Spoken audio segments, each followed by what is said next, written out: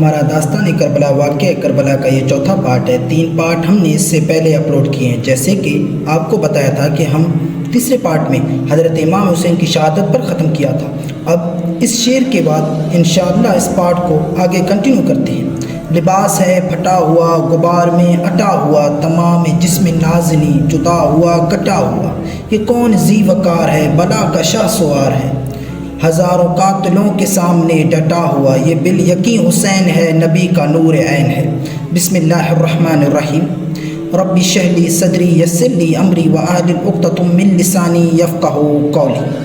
السلام علیکم، میں ہوں محمد یوسف اور آپ دیکھ رہے ہیں یوسف پوائنٹ۔ جیسا کہ آپ کو پتہ ہے کہ امام حسین جنگ کے لیے گئے، بہت سے کافروں کو جہنم واصل کیا، جنگ لڑی بہادری اور جرت کے ساتھ اور شدید زخمی ہوئے۔ زخموں کی تاب نہ لاتے ہوئے امام حسین گھوڑے سے گرے اور زمین پر آ گئے۔ زمین پہ امام حسین سجدے میں آ گئے۔ شمر نے امام حسین کے اوپر وار کیا اور شاعر نے کیا خوب کہا ہے کہ کربلا کی خاک پر کیا آدمی سجدے میں ہے، کربلا کی خاک پر کیا آدمی سجدے میں ہے، موت رسوا ہو چکی ہے زندگی سجدے میں ہے، جو ایک سجدہ علی کا بچ رہا تھا وقت فجر، وہ جو ایک سجدہ علی کا بچ رہا تھا وقت فجر، فاطمہ کا لال شاید اب اسی سجدے میں ہے، انا للہ و انا الیہ راجعون۔ 10 محرم الحرام، اور ہم نے 2 محرم الحرام سے آغاز کیا تھا۔ کوشش کی تھی کہ مدینہ سے مدینہ کا سفر یہ آپ کی خدمت میں عرض کریں، اور کل داستان یہاں تک پہنچی تھی کہ 28 رجب جب مدینے سے نکلے، مکہ آئے، 3 شعبان مکہ پہنچے، پھر مکہ سے نکلے، ایام حج میں کوفہ جانا چاہتے تھے نہیں گئے، کربلا پہنچے، 2 محرم 61 ہجری کو کربلا پہنچ گئے، خیمے لگا دیے گئے، شب عاشور آئی، روزہ عاشور آیا، اصحاب امام شہید ہوئے، انصار امام شہید ہوئے، امام کے گھرانے کے لوگ شہید ہوئے، یہاں تک کہ حسین شہید ہوئے۔ تو کل بات یہاں رک گئی۔ اگر کسی کے ذہن میں یہ ہے کہ حسین شہید ہو گئے، کربلا ختم ہو گئی، نہیں، شام غریباں کے بعد شام، کربلا کے بعد کربلا، بلکہ میں تو یہاں تک کہوں گا کہ آج کی اس گفتگو کو زیادہ دل تھام کے سنیے گا، کیونکہ خود گھرانہ رسول خدا صلی اللہ علیہ وآلہ وسلم کے کچھ الفاظ اور ارشادات اس بات کی طرف اشارہ کرتے ہیں کہ اب جو مصیبت شروع ہونے والی ہے وہ اس سے زیادہ سخت ہے۔ جو مصیبت ختم ہو چکی ہے، پھر حسین کی شہادت، اکبر کی شہادت، اصغر کی شہادت، قاسم کی شہادت، عباس کی شہادت، یہ سب تو ہو چکا ہے، اب آگے ایسا کیا ہونا ہے کہ جو اس سے بھی زیادہ سخت ہوگا۔ سنیے گفتگو، یہیں سے توسل دیتے ہیں کہ جہاں ہم نے کل ختم کی تھی، حسین شہید ہو گئے، اللہ اکبر، انسان کیسے یہ جملے کہے کہ لباس تک لوٹ لیا گیا۔ کچھ روایت میں ہے کہ قتل حسین کے بعد امام حسین نے ایک ہاتھ میں ایک انگشتری پہنی ہوئی تھی، ایک انگشتری جو لوٹنے کے لیے ایک شقی القلب نے انگلی کاٹ دی۔ لاشیں بے غور و کفن پڑے ہیں، اور اب کیا ہوا؟ اب امام حسین کا لاشا پڑا ہوا تھا، تو باقاعدہ ایک ملعون نے ندا دی، آواز دی، اب اپنے گھوڑوں کو تیار کر لیا جائے، گھوڑوں کی نال بندی کر کے باقاعدہ، یعنی اگر میں اپنے الفاظ میں کہوں تو پلان کر کے حسین کے لاش پر گھوڑے دوڑائے گئے۔ اللہ اکبر، اب وہ منظر آیا ہے، دیکھیں، اب ذرا انتخاب کیجئے، سنیے گا۔ اللہ تعالیٰ میرے اور آپ کے، ہم سب کے گھرانے کی خواتین کی اس بات کو ہمیشہ محفوظ رکھے، اور اس لیے میں اگر اپنا ذاتی تجربہ، مجھے کربلا کے واقعات سنتے ہوئے میں وہ کیفیت محسوس نہیں کرتا جو ان واقعات کو سنتے ہوئے کرتا ہوں۔ کیوں؟ ذرا سنیے۔ مگر اس سے پہلے میں آپ کو یہ بتاتا چلوں کہ 2 لاشیں ایسی تھیں جنہیں گھوڑوں سے پامال کیا گیا، اور 2 شہیدوں کی لاشیں ایسی تھیں جنہیں خیمے میں نہیں لایا گیا۔ جن 2 لاشوں کو پامال کیا گیا تھا گھوڑے سے، ایک امام حسین کے بھائی امام حسن کے بیٹے محمد قاسم اور دوسرے امام حسین کی، اور وہ کون سی 2 لاشیں تھیں جنہیں خیمے میں نہیں لایا گیا؟ ایک حضرت عباس علمدار کی اور دوسرے امام حسین کی۔ بہرحال امام حسین شہید ہو گئے۔ اب جو مرحلہ آ رہا ہے نا، اب کیا ہو رہا ہے؟ بیویاں خیموں میں ہیں، اب فوج اشقیاء خیموں کی جانب بڑھ رہے ہیں۔ اب میں اگلا جملہ کہوں گا کہ جملہ ختم ہو جائے گا، لیکن یہ جملہ اپنے اندر مصائب کا سمندر لیے ہوئے۔ اب بیویوں کے سروں سے چادریں چھینی جا رہی ہیں۔ جناب زینب کی سر سے چادر کس طرح چھینی گئی، یہ ایک اور دردناک داستان ہے، تفصیل میں جانے کا ابھی وقت نہیں ہے، بس صرف اتنا کہوں گا کہ جب ایک ملعون لوکے کی نیزے کی انی سے، یعنی نیزے کی انی سے چادر چھیننے کی کوشش کر رہا تھا، اور علی کی بیٹی مزاحمت کر رہی تھی کہ جب اس ملعون کو کچھ سمجھ نہیں آیا تو اس نے ایک ایسا کام کیا کہ جو دہرایا نہیں جا سکتا۔ ویسے سمجھ لیجئے گا کہ اس نے ایک پتھر اٹھایا اور پھر کچھ ایسا کیا کہ جناب زینب کی چادر چھین گئی۔ پھر کیا ہوا؟ اگلا جملہ پھر میں کہوں گا کہ اور جملہ وہیں پہ ہی ختم ہو۔ یہ جملہ ایک اور سمندری مصائب کا، خیموں کو آگ لگا دی گئی ہے، خیموں میں آگ، اداسی۔ آج اب یہ جو رات ہے نا، آج کی رات، پھر خیموں کو جلنے کے بعد کھلے ہوئے صحرا میں اہل عرب رات گزاری ہے۔ آج کے ابھی جو رات ہے میں اہل پڑھ رہی ہے، کیا تھا؟ داستان لے کے چل رہے ہیں۔ 11 محرم کو کیا ہوا کہ یزیدی فوج اپنے لوگوں کے لاشوں پر نماز جنازہ پڑھا کر دفن کیا، مگر شہدائے خدا کی لاش اسی طرح بے دفن اور کفن چھوڑ دی جائے۔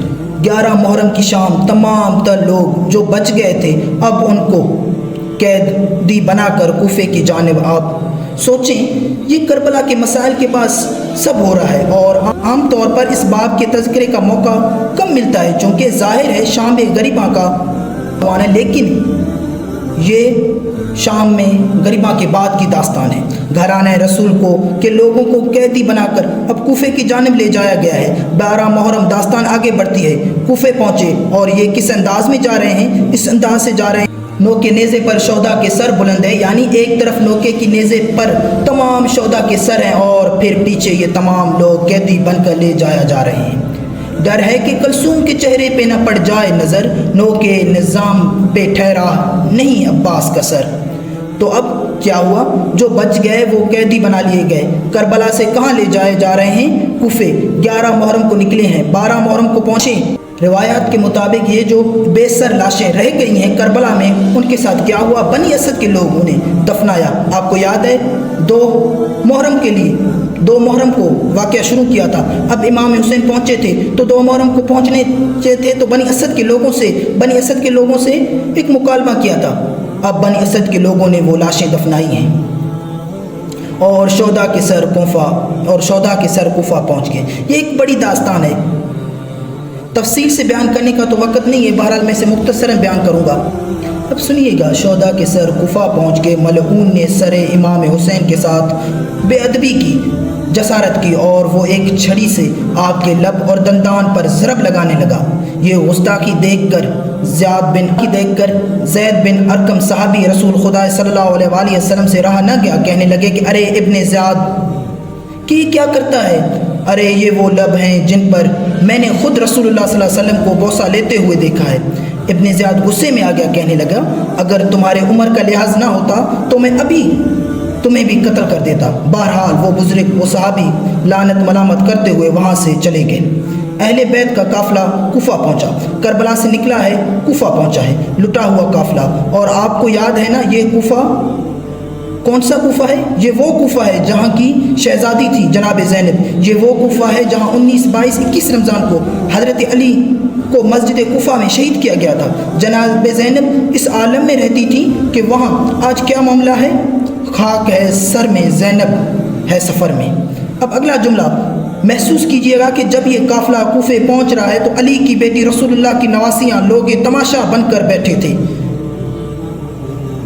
میرے میں جملہ دہرانے کی ہمت نہیں ہے کہ اب مجھ جیسا گنہگار خطا کار اپنے گھرانے کی، اور مطلب میں یہ جملہ نہیں دہرانا چاہتا، لیکن آپ سوچیں کہ لوگ تماشائی بن کر بیٹھے تھے، انتظار کر رہے تھے۔ ان لوگوں میں بعض کو اصل واقعے کا پتہ تھا کہ سارا معاملہ کیا ہوا، بعض تو بالکل بے خبر تھے، ان کو پتہ ہی نہیں تھا کہ حکومت نے ان کو جو بتایا انہوں نے اس پر یقین کر لیا۔ حکومت نے کیا بتایا تھا؟ حکومت نے بتایا تھا کہ سوچیں تو صحیح، حکومت نے کیا بتایا تھا؟ مخالفین اسلام کے مخالفوں کی ایک جماعت کھڑی ہوئی تھی، اور اسی دن ان سے جنگ ہوئی، اور جو بچ گئے وہ قیدی بنا کر لے آئے گئے ہیں، یہ بتایا۔ بہرحال قافلہ کوفے میں شادیانوں کی آوازوں کے ساتھ اہل بیت رسول کو لٹا ہوا قافلہ اب کوفے میں داخل ہو گیا ہے۔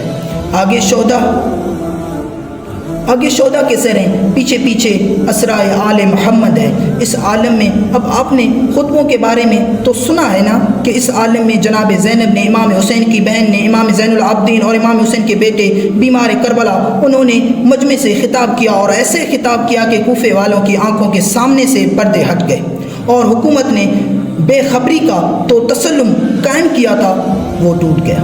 اب کیا ہوا؟ اب ابن زیاد نے دربار میں ان قیدیوں کے حاضری کا حکم دیا گیا، قیدی لائے گئے ابن زیاد کے دربار کی طرف۔ ذرا سنیے گا اگلا جملہ، وہ بدبخت بیٹھا ہے، علی کی بیٹی کھڑی ہے۔ یہی جملہ مصائب کے لیے کافی ہے، لیکن بدبخت جناب زینب کی طرف اشارہ کر کے پوچھتی ہے یہ کون ہے؟ وقت سجاد نے کیسے وہ گزارا ہوگا نام زینب کا جو غیروں نے اس کی نجس زبان سے زینب کا نام یہ کون ہے بتایا گیا، ارے زینب بنت فاطمہ ہے۔